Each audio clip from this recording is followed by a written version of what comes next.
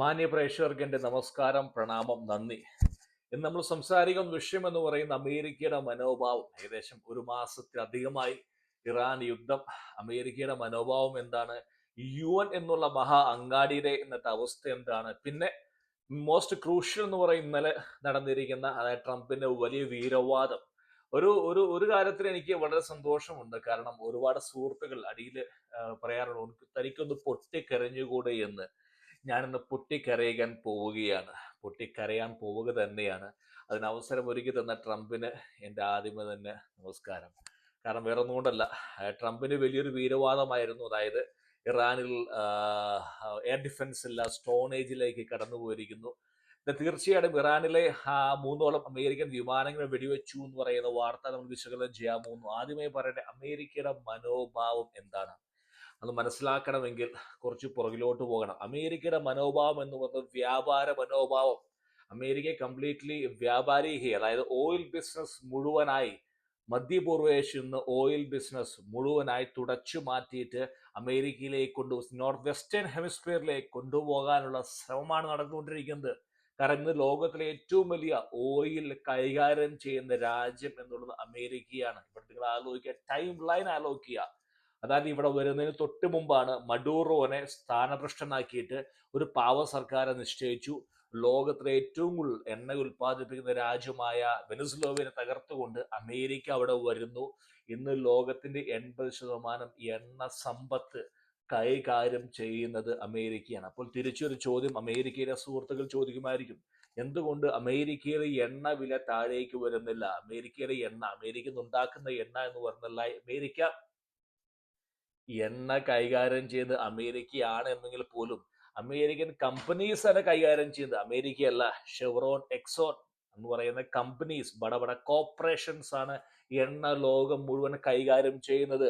അമേരിക്കയിലെ എണ്ണ എന്ന് പറയുന്നത് വളരെ ലൈറ്റ് ആയിട്ട് ക്രൂഡ് ഓയിലാണ്. ഇവിടെ ഗ്യാസലിൻ ഉണ്ടാക്കണമെങ്കിൽ ഹെവി ക്രൂഡ് ഇമ്പോർട്ട് ചെയ്യണം. അതെല്ലാം അമേരിക്ക ഇമ്പോർട്ട് ചെയ്യുകയാണ്. അപ്പൊ അതുകൊണ്ട് തന്നെ ഈ ബെഞ്ച് മാർക്ക്, ഈ പറയുന്ന നമ്മുടെ നാട്ടിലെ ഈ ഓയിലിന്റെ ബെഞ്ച് മാർക്ക് അനുസരിച്ച് മുകളിലേക്ക് താഴേക്ക് പോകുന്ന പോലെ തന്നെ അമേരിക്ക ഗ്യാസോലിൻ ഉണ്ടാക്കേണ്ട ഹെവി ക്രൂഡ് ഓയിൽ ഇമ്പോർട്ട് ചെയ്യുന്നതുകൊണ്ട് ഈ പറയുന്ന മാർക്കറ്റിലെ വ്യതിയാനങ്ങൾക്കനുസരിച്ച് ക്രൂഡ് ഓയിൽ താഴേക്ക് മുകളിലേക്ക് പോകുമ്പോൾ തീർച്ചയായിട്ടും അതിന്റെ വില നമ്മൾ ഡൊമസ്റ്റിക്സ് ആളുകളെ എഫക്റ്റ് ചെയ്യും. നടക്കോരം എന്ന് പറഞ്ഞുകൊണ്ട് അമേരിക്ക അല്ല ഹാൻഡിൽ ചെയ്യുന്നത്, അമേരിക്കൻ കോർപ്പറേറ്റ്സ്, അമേരിക്കൻ എണ്ണ കമ്പനികളാണ് 80% ലോകത്തിന്റെ എണ്ണ കൈകാര്യം ചെയ്യുന്നത്.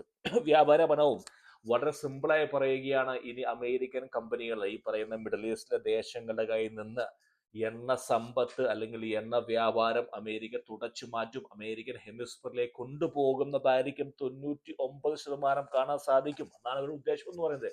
ഇസ്രായേലിന്റെ മനോഭാവം എന്ന് പറയുന്നത് തുടച്ചു നീക്കുക, പ്രോക്സീസ്, അതായത് അവരുടെ ഇറാനുമായി ബന്ധപ്പെട്ട ഈ ഓർഡർ ഓഫ് ആക്സസ് എന്നവർ വിളിക്കുന്ന എല്ലാവരെയും തുടച്ചു നീക്കുക.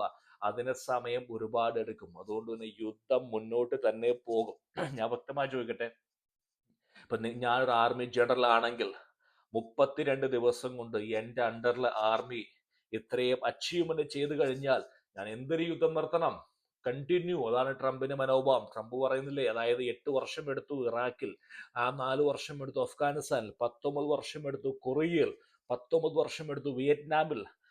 നിങ്ങളാണോ എന്നോട് ചോദിക്കുന്നത് 32 ദിവസം കൊണ്ട് എന്ത് സംഭവിച്ചു എന്ന്? ഞാൻ നേരത്തെ പറഞ്ഞതുപോലെ. അപ്പൊ അതുകൊണ്ട് അമേരിക്കയുടെ മനോഭാവം എന്ന് പറയുന്നത് വ്യാപാര മനോഭാവമാണ്. അമേരിക്ക ഒരു ഗോൾ ഉണ്ട്.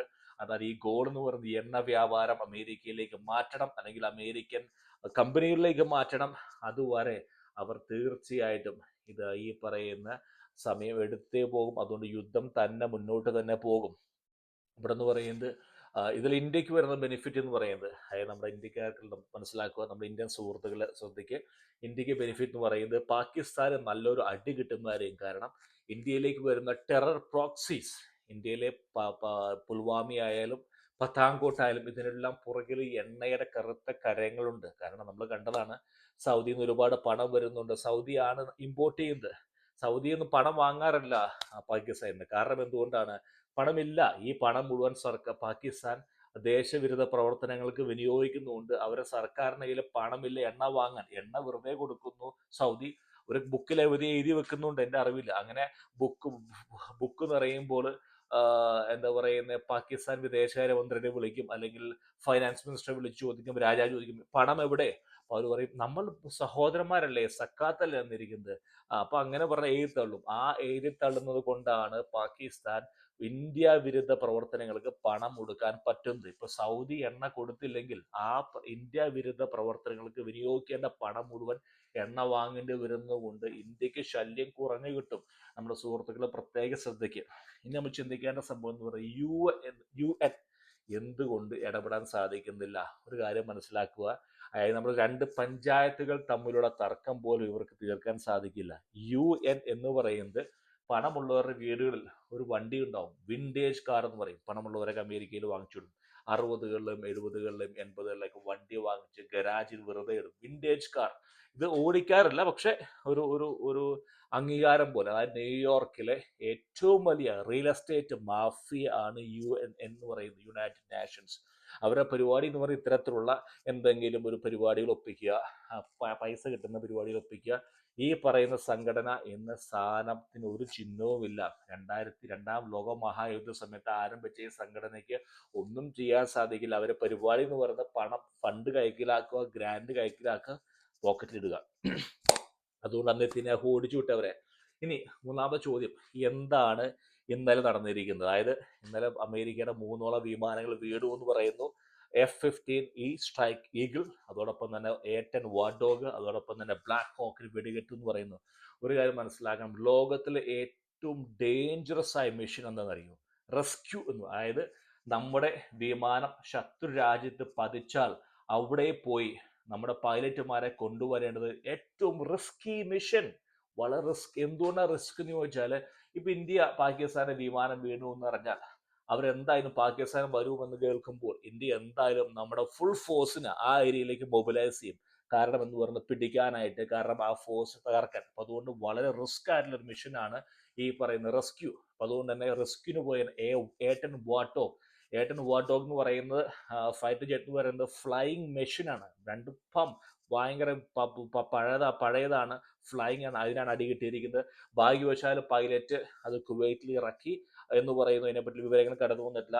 ഇന്നലെ നടന്നിരിക്കുന്ന F-15 ഈഗിൾ സ്ട്രൈക്കിന്റെ ഒരു പൈലറ്റ് തിരിച്ചു വന്നു എന്ന് പറയുന്നു. 40,000 അടി മുകളിൽ പറക്കുന്ന ഈഗിൾ സ്ട്രൈക്കിനെ ഈ പറയുന്ന സർഫസ് ടു എയർ മിസൈൽ വെച്ച് അടിച്ചിട്ടുണ്ടെങ്കിൽ ഇറാന്റെ കയ്യിൽ സാധനമുണ്ട്. കാരണം ഇനി പറയുമ്പോൾ ചിന്തിക്കുക, അത് അമേരിക്കയുടെ വീര്യം ഒരുപാട് വർദ്ധിച്ചിരിക്കുന്നു. അമേരിക്ക പകരം വിട്ടാനുള്ള ഒരു ഓട്ടമാണ്, എവിടെ ചെന്ന് അവസാനിക്കും അറിയില്ല. പക്ഷേ F-15 ഈഗിൾ സ്ട്രൈക്കിന്റെ ഈ പറയുന്ന ഒരു പൈലറ്റ് രക്ഷപ്പെട്ടു, രണ്ടാമത്തെ പൈലറ്റിനെ കാണാനില്ല. ഈ സമയം കൊണ്ട് എൻ്റെ അറിവിൽ എന്ന് പറയുന്നത് മൊസാദ് രണ്ടാമത് പൈലറ്റിനെ സെക്യൂർ ആക്കി എന്നാണ് എൻ്റെ വിവരം. ഈ സമയം കൊണ്ട് ഇറാനിൽ കിട്ടിയിട്ടുണ്ടായിരുന്നെങ്കിൽ അവർ സമയങ്ങൾക്ക് മുമ്പ് തന്നെ ഇറാൻ സർക്കാർ അനുകൂല ചാനലിൽ വിളിച്ചിരുത്തി ആ പൈലറ്റിനെ പരേഡ് ചെയ്യിപ്പിച്ചേനെ. ഇത് കിട്ടിയിട്ടില്ല. മൊസാദിന് കിട്ടി എന്ന് പറയുന്നുണ്ട്. ഒരുപക്ഷെ നമുക്ക് അറിഞ്ഞു മരിച്ചു എന്ന് പറയുന്നത് യഥാർത്ഥ വിവരം കടന്നു വന്നിട്ടില്ല. പക്ഷെ എന്തുമായിക്കോട്ടെ, ഇവിടെ എന്ന് പറയുന്നത് ചിന്തിക്കേണ്ട വിഷയം എന്ന് പറയുന്നത് സോർട്ടി എന്ന് പറയുന്ന ഒരു പേരുണ്ട്. സോർട്ടി എന്ന് പറയുന്നത് ഒരു മിഷനിൽ ഒരു വിമാനമോ അല്ലെങ്കിൽ ഷിപ്പോ ഒരു ലാൻഡ് ചെയ്ത് ടേക്ക് ഓഫ് ചെയ്ത് ലാൻഡ് ചെയ്യുകയോ അല്ലെങ്കിൽ പോയി തിരിച്ചു വരുന്ന ഒരു മിഷനാണ് സോർട്ടി എന്ന് പറയുക. ഏകദേശം 36,000 സോർട്ടി ഈ പറയുന്ന 32 ദിവസം കൊണ്ട് അമേരിക്കൻ ഇസ്രായേൽ നടത്തി. 36,000 സോർട്ടി, 36,000 സോർട്ടീസ്. പോവുക തിരിച്ചു വരിക, പോവുക തിരിച്ചു വരിക. അതിൽ ഒരെണ്ണം മാത്രമാണ് ഈ പറയുന്ന അമേരിക്കയുടെ വീണിരിക്കുന്നത്. അമേരിക്കയുടെ ഗൾഫ് വാറിൽ F-18, F-16, F-15 eagle strike ഒരുപാടെണ്ണം വീണിട്ടുണ്ട്. ഈ കാലഘട്ടത്തിൽ ഒരെണ്ണം മാത്രം 36,000 മിഷനിൽ ഒരെണ്ണം താഴെ വീണിട്ടുണ്ടെങ്കിൽ ഇറാന്റെ സ്ട്രൈക്ക് റേറ്റ് നിങ്ങൾ ആലോചിച്ച് നോക്കുക. ഒരു വിമാനവും F-35 പോലും വീഴും. ഒരു വിമാനവും ആർക്കും ഇങ്ങനെ ഉണ്ടാക്കാൻ സാധിക്കില്ല, താഴെ പോകില്ല എന്ന് പറയാൻ സാധിക്കില്ല. ദർ മൈറ്റ് ബി ഒന്നോ രണ്ടോ വിമാനം താഴെ പോകുമായിരിക്കും. ഇറ്റ്സ് വാർ.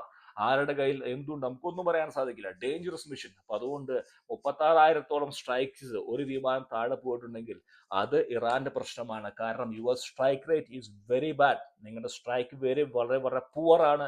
നിങ്ങൾ കുറച്ച് മുന്നോട്ട് വരേണ്ടിയിരിക്കുന്നു. ഇവിടെ ട്രംപിന്റെ ഈഗോ വളരെ ഹേർട്ട് ആയിരിക്കുകയാണ്. ട്രംപ് പറയുകയാണ്, അതായത് അവർക്ക് അതില്ല ഇതില്ല. പക്ഷെ എൻ്റെ അഭിപ്രായത്തിൽ ട്രംപ് കുറച്ചുകൂടി മിതത്വം പാലിക്കണം. കാരണം സംസാരം ഒഴിവാക്കണം. ഒരുപക്ഷെ അദ്ദേഹം ഒരു രാഷ്ട്രീയക്കാരനും ഒരു പ്രതിരോധ സേനയുടെ തലവനുമായതുകൊണ്ടായിരിക്കാം ഈ ഈ ഈ അദ്ദേഹം സംസാരിക്കുന്നത്. പക്ഷെ മോസ്റ്റ് ഓഫ് ദ പോയിന്റ് എന്ന് പറയുന്നത് ഇറാന്റെ ഈ പറയുന്ന നീക്കം അമേരിക്ക ഞെട്ടിച്ചിരിക്കുന്നു. 48 മണിക്കൂർ കൊടുത്തിരിക്കുകയാണ് സ്റ്റേറ്റ് ഓഫ് ഹോർമസ് തുറക്കാനായിട്ട്. നിമിഷങ്ങൾ മതി എന്നാണ് ട്രംപ് പറയുന്നത്. നിമിഷങ്ങൾ അല്ലെങ്കിൽ ദിവസങ്ങൾക്കുള്ളിൽ തുറക്കും.